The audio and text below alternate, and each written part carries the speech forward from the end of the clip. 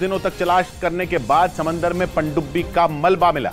Titan पनडुब्बी के लापता होने के बाद से ही पूरी दुनिया में लोग उसमें सवार 5 लोगों की सलामती की दुआ कर रहे थे। पनडुब्बी 18 जून को टाइटैनिक जहाज का मलबा दिखाने के लिए कनाडा के न्यू फाउंडलैंड से रवाना हुई थी। लेकिन अमेरिकी कोस्ट गार्ड के मुताबिक समंदर में उतरने के कुछ देर बाद ही टाइटन पनडुब्बी में तेज धमाका हुआ था, जिससे उसमें सवार सभी 5 लोगों की मौत हो गई। ये पनडुब्बी 18 जून को कनाडा के न्यू फाउंडलैंड से रवाना हुई थी, लेकिन समंदर में उतरने के 2 घंटे बाद ही उसका संपर्क अपने जहाज से टूट गया। जैसे ये खबर सामने आई, अमेरिका और कनाडा की रेस्क्यू टीमों ने अटलांटिक महासागर में सबसे बड़ा अभियान शुरू कर दिया।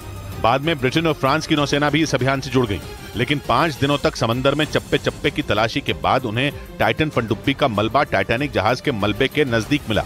टाइटैनिक जहाज का मलबा कनाडा के न्यू फाउंडलैंड से 644 किलोमीटर दक्षिण में है और टाइटन पनडुब्बी का मलबा मिलते ही उसमें सवार सभी लोगों के मिलने की संभावना भी खत्म हो गई। अमेरिकी कोस्ट गार्ड के मुताबिक पनडुब्बी में भारी दबाव के बाद हुए धमाके की वजह से यह हादसा हुआ, जिसमें टाइटन पनडुब्बी में बैठकर टाइटैनिक जहाज का मलबा देखने गए 5 लोग अपनी जान गंवा बैठे।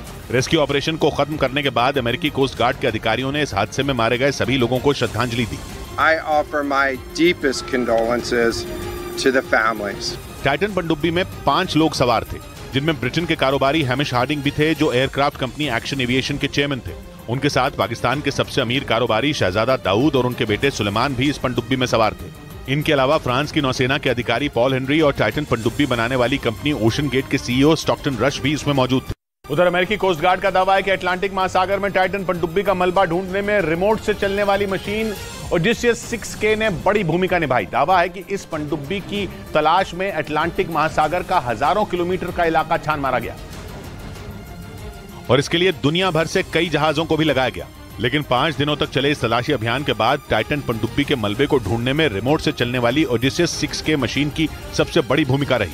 अमेरिकी कोस्ट गार्ड के मुताबिक इस मशीन को अमेरिका की एक कंपनी ने बनाया है, जो समंदर की सतह तक जाने में सक्षम है, और इसी मशीन ने 22 फीट लंबी टाइटन पनडुब्बी की तलाश में टाइटैनिक जहाज के आसपास के पूरे इलाके को छान मारा।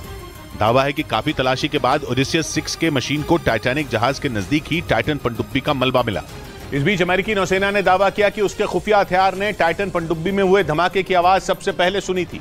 अमेरिकी नौसेना के मुताबिक उसने कई दिन पहले ये आवाज उसी जगह सुनी जहां अंतिम बार टाइटन पनडुब्बी ने अपने जहाज से संपर्क किया था।